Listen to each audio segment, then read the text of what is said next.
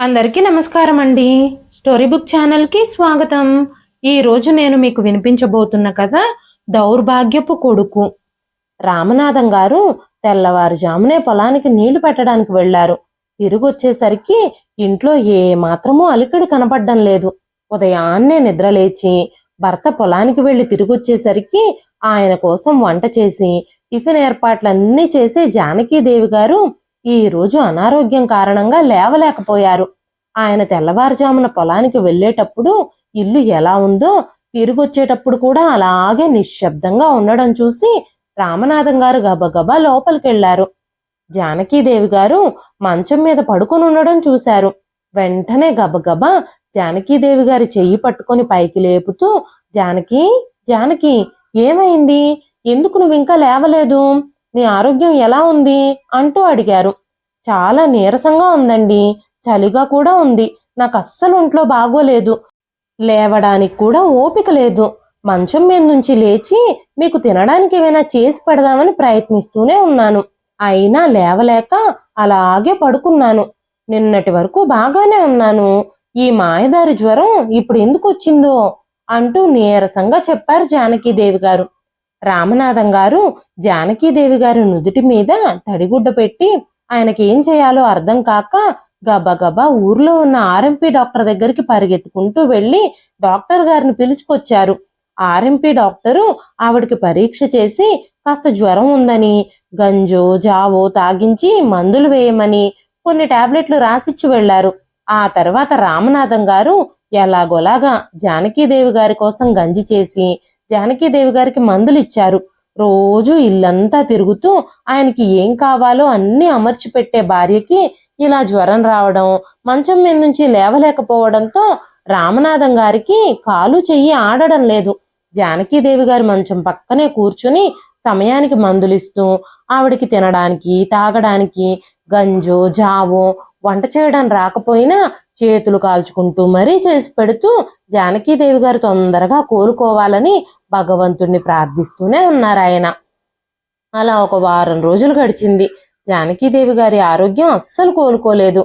ఆవిడ ఆరోగ్య పరిస్థితి రోజు రోజుకు దిగజారుతూ వచ్చింది. టాబ్లెట్లు వాడుతున్నా సరే ఆవిడకు జ్వరం తగ్గలేదు.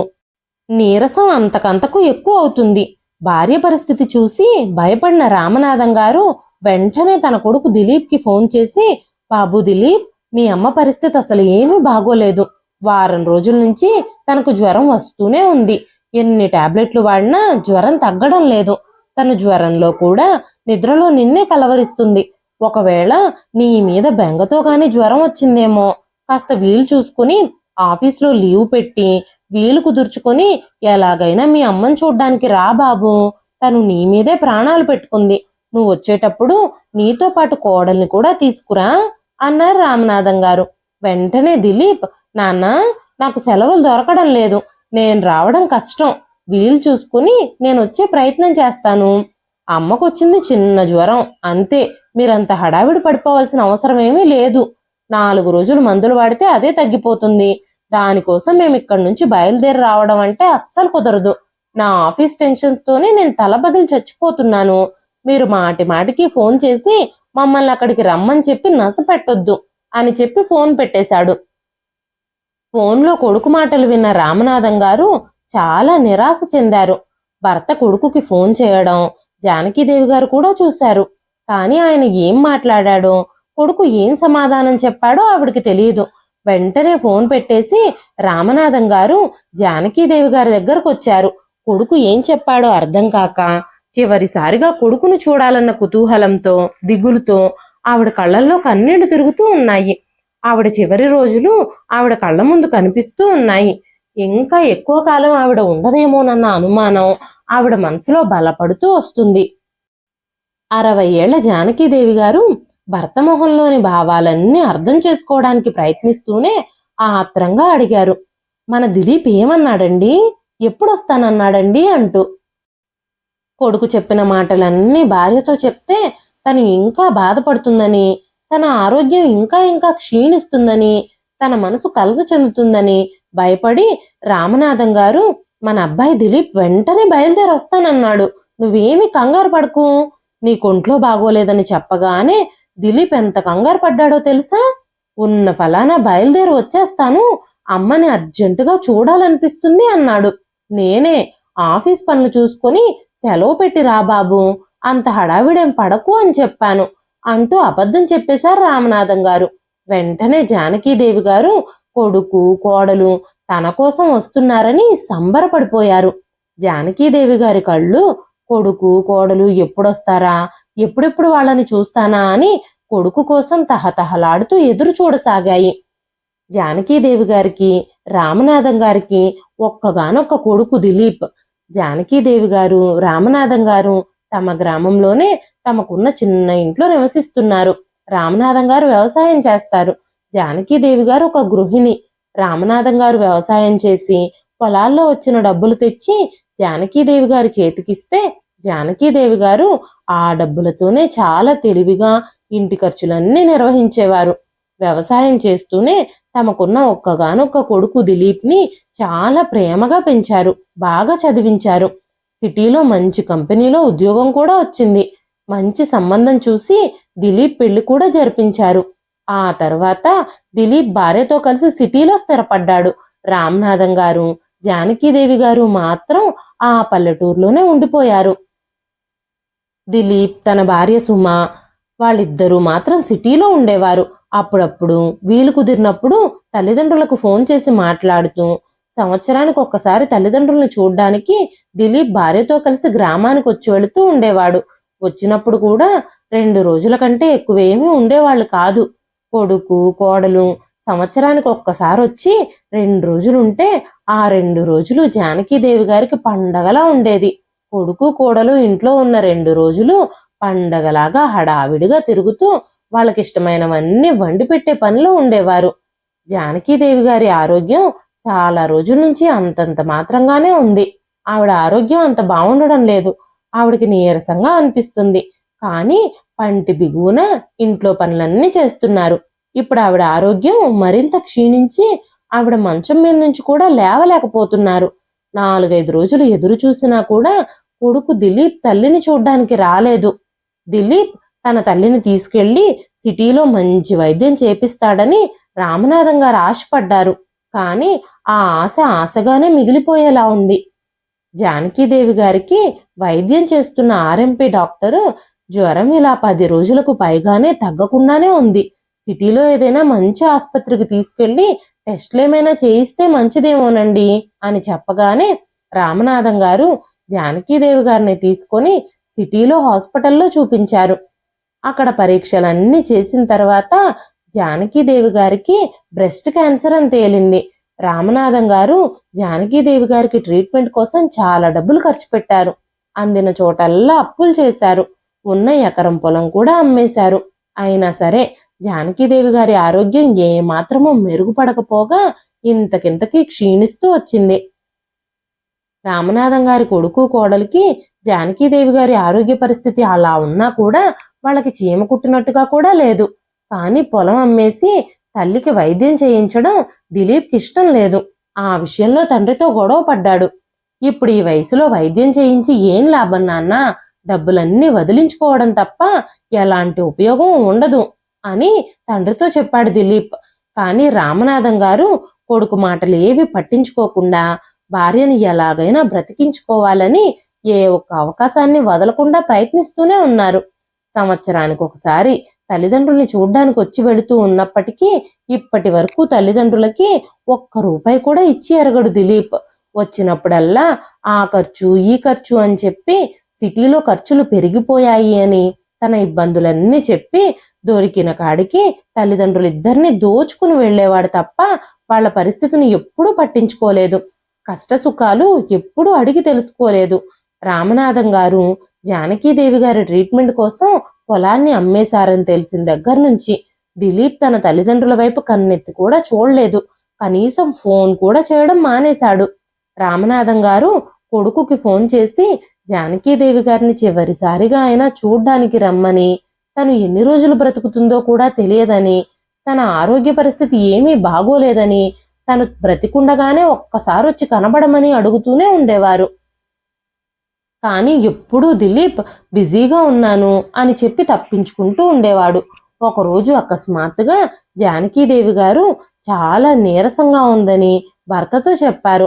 ఆవిడికి గుండెంతా దడదడగా ఉందని, ఏదో జరిగిపోతున్నట్టుందని భర్తని పక్కనే ఉండమని అడిగారు. రామనాథం గారు వెంటనే గబగబా ఆర్ఎంపీ డాక్టర్ని పిలుచుకొస్తాను, కాస్త సెలైన్ పడతారేమో, నీ నీరసం తగ్గుతుందేమో అంటూ ఆర్ఎంపీ డాక్టర్ని పిలుచుకురావడానికి పరిగెత్తారు. సమయానికి ఆ ఆర్ఎంపీ డాక్టర్ ఇంట్లో లేరు.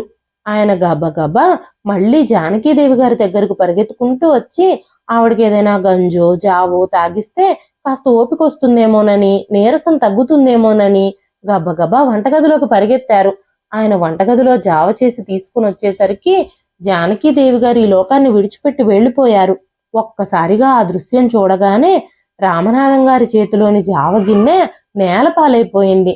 ఆయనకున్న ఒకే ఒక్క తోడు శాశ్వతంగా తనని వదిలి వెళ్లిపోయిందని రామనాథం గారికి అర్థమైపోయింది. వెంటనే గబగబా ఫోన్ తీసుకొని కొడుకు దిలీప్కి ఫోన్ చేశారు. విషయం చెప్పారు. కొడుకు కోడలు జానకీదేవి గారు మరణించారు అన్న వార్త విని అక్కడికొచ్చారు. జానకీదేవి గారిని శ్మశానానికి తీసుకెళ్లారు.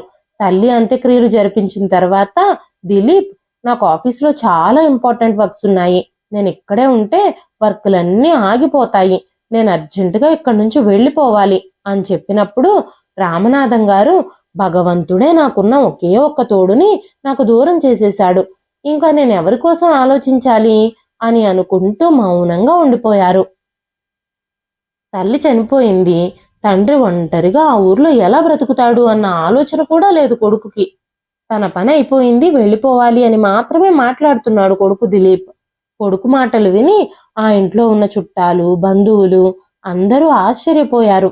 ఇంట్లో ఉన్న బంధువులు దిలీప్తో, దిలీప్, చనిపోయింది నీ తల్లి, అలా ఎవరో పరాయి వారన్నట్టు దులుపుకుని ఎలా వెళ్ళిపోతావు? 15వ రోజున కర్మ చేసే వరకు నువ్వు ఇల్లు దాటి వెళ్ళడానికి వీల్లేదు అని చెప్పాను. ఆ తర్వాత దిలీప్ తన భార్యతో కలిసి 15 రోజులు ఆ ఇంట్లోనే ఉండిపోయాడు. ఈ 15 రోజులు రామనాథం గారు దిలీప్తో ఏమీ మాట్లాడలేదు. దిలీప్ కూడా తండ్రితో ఏమీ మాట్లాడలేదు. 15 రోజుల తర్వాత తల్లికి జరపవలసిన చివరి కార్యక్రమాలన్నీ జరిపేసి దిలీప్ తన భార్యను తీసుకొని సిటీకి వెళ్ళిపోవడానికి రెడీ అయ్యాడు. అప్పుడు దిలీప్ బంధువులు చుట్టాలు దిలీప్తో, దిలీప్, ఇప్పుడు మీ అమ్మగారు చనిపోయారు, మీ నాన్నగారు ఒంటరిగా ఈ ఇంట్లో ఎలా ఉంటారు? భర్త చనిపోయిన ఆడవాళ్ళైనా ఒంటరిగా ఉండగలుగుతారు, ఎందుకంటే వాళ్ళకు కావలసినవి వాళ్ళు వండుకొని తినగలుగుతారు. కానీ మగవాళ్ళు ఎలా ఉండగలుగుతారు? నువ్వే కాస్త ఆలోచించు. మీ నాన్నకి వయసు అయిపోయింది, ఊళ్ళో కూడా పొలాలు ఆస్తిపాస్తులు పెద్దగా ఏమీ లేవు. మీ అమ్మ ట్రీట్మెంట్ కోసం అన్నీ అమ్మేశారు. ఇక ఏముందని ఈ ఊర్లో ఉండడానికి? ఉన్న ఈ ఒక్క ఇల్లు, ఇంకా చిన్న చిన్న ఆస్తులు, అవి ఎప్పటికైనా నీవే అవుతాయి కదా. ఇక నుంచి నీ తండ్రి బాధ్యత నువ్వే తీసుకోవాలి.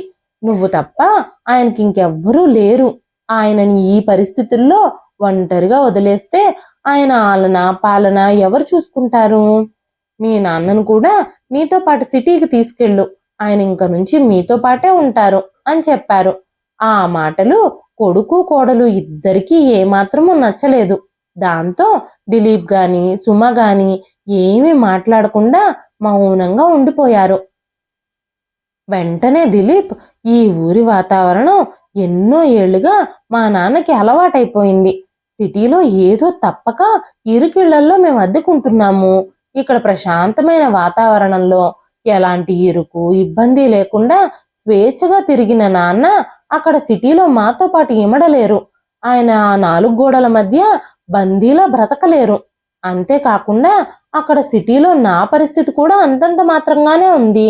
మాకొచ్చే జీతం డబ్బులు మా భార్యాభర్తలిద్దరికే సరిపోవడం లేదు. ఇక ఈయన భారాన్ని కూడా నేనెక్కడ మోయాలి? ఎంత చెబుతున్నా వినకుండా అమ్మ ట్రీట్మెంట్ కోసం ఆస్తులన్నీ తగలేసేశాడు. ఇంకా నాకేం మిగిల్చాడు? ఇప్పుడు ఈ వయసులో ఈయన భారాన్ని నేను మోయలేను, మా నాన్నని నా దగ్గర ఉంచుకోలేను అని చెప్పాడు. వెంటనే అదే సమయంలో ఆ ఊరి పెద్దలు కూడా అక్కడే ఉన్నారు. వాళ్ళు దిలీప్తో, బాబు దిలీప్, నీకు అర్థం కావడం లేదా? మీ నాన్న ఇప్పుడు ఎలాంటి పరిస్థితుల్లో ఉన్నారో, తన జీవితంలో ఏం పోగొట్టుకున్నారో నీకు తెలియడం లేదా?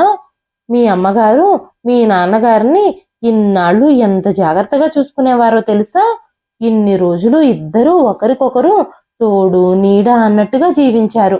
ఆయనని ఒంటరి పక్షిని చేసేసి మీ అమ్మగారు ఎగిరిపోయారు. కన్న కొడుకువి నువ్వు కూడా నిర్దాక్షిణ్యంగా ఇప్పుడు మీ నాన్నని వదిలేస్తే ఎలాగా? మీ నాన్నగారు ఉన్న ఆస్తిపాస్తులన్నీ మీ అమ్మగారి ఆరోగ్యం కోసమే ఖర్చు పెట్టేశారు. కానీ ఇంక మిగిలిన చిన్న చితక ఆస్తులు, ఉన్న ఈ ఇల్లు, ఇవన్నీ ఇక మీదట నీకే కదా. నిన్ను కని పెంచి ఇంతటి వాణ్ణి చేసిన తండ్రి బాధ్యత నీది కాదా? ఇది ఆస్తుల గురించి డబ్బుల గురించి ఆలోచించాల్సిన సమయం కాదు. కొడుకుగా మీ నాన్నగారి బాధ్యతని నువ్వు తీసుకోవాల్సిన అవసరం నీకెంతైనా ఉంది. నువ్వు మీ నాన్నగారిని చూసుకోవడం కుదరదు అంటే చెప్పు. అన్నింటినీ అమ్మేసి మీ నాన్నగారిని ఒక మంచి వృద్ధాశ్రమం చూసి ఆ డబ్బంతా ఆశ్రమానికి డొనేషన్గా ఇచ్చి నేనే స్వయంగా ఆయన్ని ఆశ్రమంలో చేర్పిస్తాను అని ఆ ఊరి ప్రెసిడెంట్ గారు చెప్పగానే దిలీప్ ఒక్కసారిగా కంగారు పడిపోయాడు. ఉన్న భూమిని తన తండ్రి అమ్మేస్తే ఇప్పుడు తండ్రి కోసం మిగిలిన ఆస్తిని వదులుకోవాలా అని ఆలోచించసాగాడు దిలీప్. ఆ ఇల్లు, మిగిలిన చిన్న చితక ఆస్తులు తనకే చెందాలని ఆలోచించసాగాడు దిలీప్. పోయిన పొలం ఎలాగో పోయింది. ఇప్పుడు ఉన్న ఈ ఇల్లు, కొద్దిపాటి భూమినైనా ఎలాగైనా తన వశం చేసుకోవాలని తన తండ్రిని తనతో పాటు తీసుకెళ్లడానికి ఒప్పుకున్నాడు. రామనాథం గారు అప్పటికే జానకీదేవి గారి మరణాన్ని తట్టుకోలేక చాలా కృంగిపోయారు. కొడుకు కోడలు ఆస్తికి ఆశపడి అందరూ ఏమనుకుంటారోనని భయపడి తండ్రిని తమతో పాటు తీసుకెళ్లారు. కానీ రామనాథం గారిని సరిగ్గా చూసుకునేవారే కాదు. దిలీప్ చాలా స్వార్థపరుడు. దిలీప్కి తగ్గట్టుగానే సుమ కూడా అలాంటిదే. ఇద్దరూ ఏ పని చెయ్యాలన్నా తమకేం లాభం వస్తుందా అని ఆలోచించే రకాలు. ఇద్దరూ రామనాథం గారిని అందరి బలవంతం మీద ఇంటికైతే తీసుకొచ్చారు గాని ఆ ఇంట్లో ఆయన్ని ఉంచుకోవడం వాళ్ళకి అస్సలు ఇష్టం లేదు. నెల నెల ఆయన ఇంట్లో ఉండడం వల్ల ఇంటి ఖర్చులు పెరిగిపోతున్నాయని, కరెంటు బిల్లు ఎక్కువ వస్తుందని రోజు గునుక్కుంటూనే ఉండేవారు. రామనాథం గారితో కూడా రోజు ఆ ఫ్యాన్ వేసుకుని రూమ్లో కూర్చోకపోతే బయటకొచ్చి కూర్చోవచ్చు కదా, నీ వల్ల మాకు నెల నెల ఖర్చులు ఎక్కువైపోతున్నాయి అంటూ అరుస్తూ ఉండేవాడు కొడుకు. సుమ అయితే రామనాథం గారితో ఇంటి పనులన్నీ చేయించుకునేది. రామనాథం గారిని ఆ ఊరు నుంచి తమతో పాటు తీసుకుని రాగానే ఆ ఇంట్లో పనిచేసే పని మనిషిని తీయించేసి ఆ రోజు నుంచి ఆయనతోనే గిన్నెలు క్లీన్ చేయించడం, బట్టలు ఉతికించడం లాంటి పనులన్నీ చేయించేది. ఇన్ని పనులు చేశాక కూడా ఆయనకి 3 పూట్ల భోజనం పెట్టడానికి విసుక్కుంటూ ఉండేది. కొడుకు నుంచి గాని కోడల నుంచి గాని రామనాథం గారికి ఎలాంటి ప్రేమ అభిమానాలు ఆప్యాయతలు దొరకడం లేదు సరికదా, అవమానాలు చీత్కారాలు చీదరింపులే దొరుకుతున్నాయి. కన్న తండ్రి అని కొడుకుకి గాని మామగారు అని కోడలికి గాని ఏ మాత్రమూ ఆయనకు విలువిచ్చేవారు కాదు. ఆ ఇంట్లో ఆయనని ఒక మనిషిలా కూడా చూసేవారు కాదు. మెల్లమెల్లగా కొడుకింట్లో అననుకూల పరిస్థితుల వల్ల ఆయన ఆ వయసులో ఇంటి పనులన్నీ చేయడం వల్ల రామనాథం గారి ఆరోగ్యం మెల్లమెల్లగా క్షీణిస్తూ వచ్చింది. ఆయన అనారోగ్యంతో ఉన్న కొడుకు గాని కోడలు గాని ఆయన్ని హాస్పిటల్లో చూపించాలి అని అనుకోలేదు. ఆయన్ని ఎలాగైనా వదిలించుకోవాలి అని భార్యాభర్తలిద్దరూ కలిసి ప్లాన్లు వేయడం మొదలుపెట్టారు. అదే క్రమంలో దిలీప్ వర్క్ చేసే ఆఫీస్లో మేనేజరు తనకి ముంబైలో ఉన్న రిసార్ట్లో పనిచేయడానికి నమ్మకమైన పనివాళ్లు కావాలి అని ఒకరోజు ఫోన్లో మాట్లాడుతూ ఉన్నప్పుడు ఆ విషయం అంతా దిలీప్ విన్నాడు. దిలీప్ వెంటనే తన మేనేజర్తో, నా దగ్గర ఒక 65 ఏళ్ల వ్యక్తి ఉన్నాడు, ఆయన ఏ పనైనా చేస్తాడు, ఆయన్ని మీరు మీ రిసార్ట్లో పనిచేయడానికి పెట్టుకోండి అని చెప్పినప్పుడు మేనేజర్ సంతోషంగా ఒప్పుకున్నాడు. వెంటనే ఆ విషయం దిలీప్ ఇంటికొచ్చిన తర్వాత సుమతో చెప్పాడు. రిసార్ట్లో పనిచేసేందుకు వాళ్లే రూమ్ ఇచ్చి భోజనం పెట్టి నెలకి 15,000 డబ్బులు కూడా ఇస్తారు. ఆ డబ్బులు మన అకౌంట్లోకే వస్తాయి. ఈయన్ని తెలివిగా వదిలించుకోవచ్చు, పైగా డబ్బులు కూడా వస్తాయి. ఆ రిసార్ట్ ముంబైలో ఉంది. అక్కడ తెలుగొచ్చిన వాళ్ళు ఎవ్వరూ ఉండరు. ఈయన ఎవరితోనూ మాట్లాడడానికి ఉండదు. ఈయనకి సహాయం చేసే వాళ్లే ఉండరు.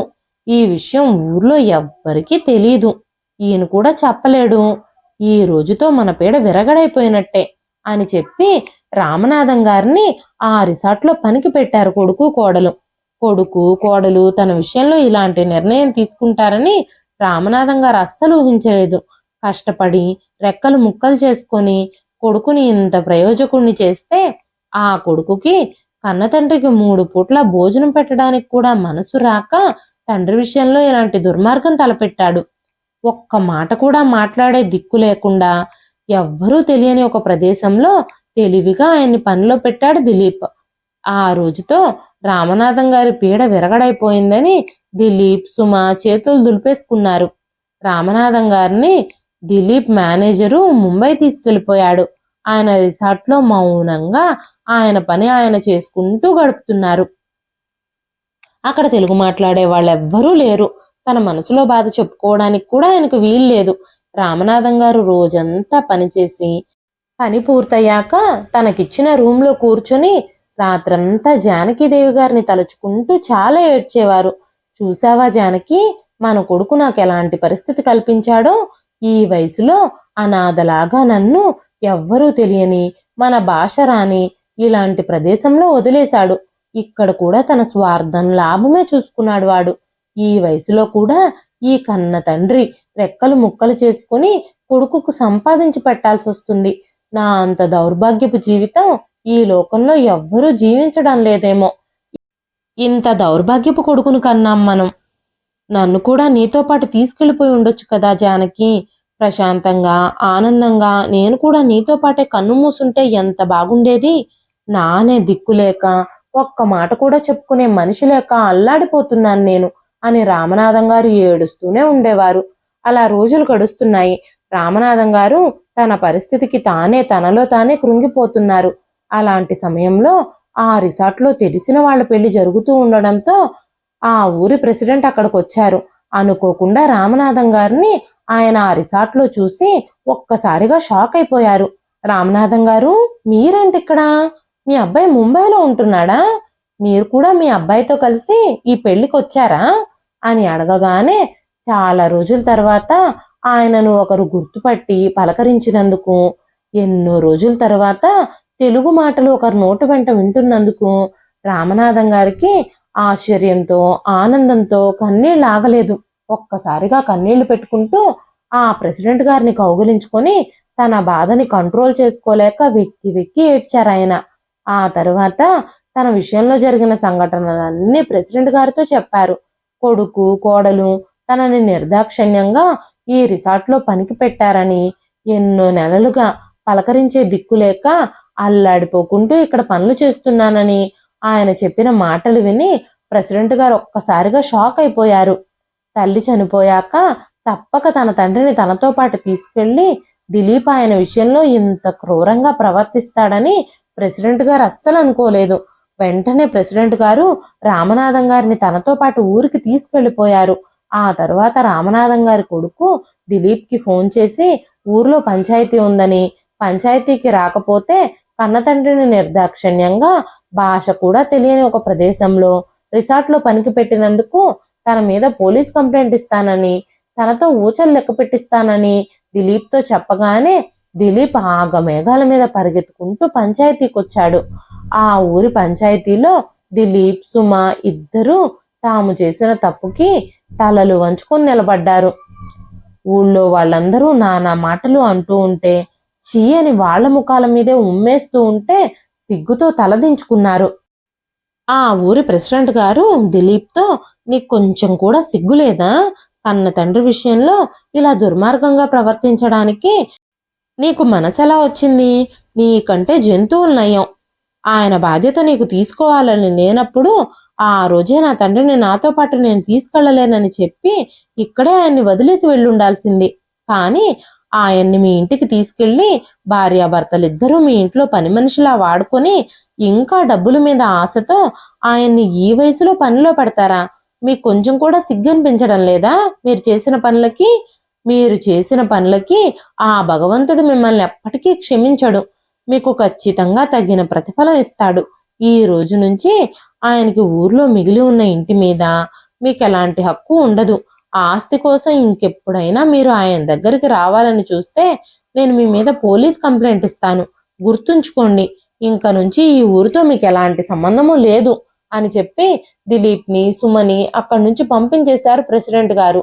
ఆ ఊరిలో కొత్తగా స్టార్ట్ చేసిన వృద్ధాశ్రమంలో రామనాథం గారికి ఆశ్రయం కల్పించారు ప్రెసిడెంట్ గారు. రామనాథం గారు కూడా తనకి మిగిలి ఉన్న ఆస్తిని ఆ వృద్ధాశ్రమానికే విరాళంగా ఇచ్చి ఆశ్రమంలో తన వయసు వారితో తన సొంతూరులోనే పచ్చని ప్రకృతి మధ్యలో ప్రేమాభిమానాలు ఆప్యాయతలు పంచే మనుషుల మధ్యలో ప్రశాంతంగా తిరుగుతూ కష్టసుఖాలు ఒకరితో ఒకరు పంచుకుంటూ తనని అభిమానించే మనుషుల మధ్య ఆప్యాయత చూపించే మనుషుల మధ్య తన సొంతూరులోనే ప్రశాంతంగా బ్రతుకుతున్నారు. ఇదండి ఈ రోజు కథ.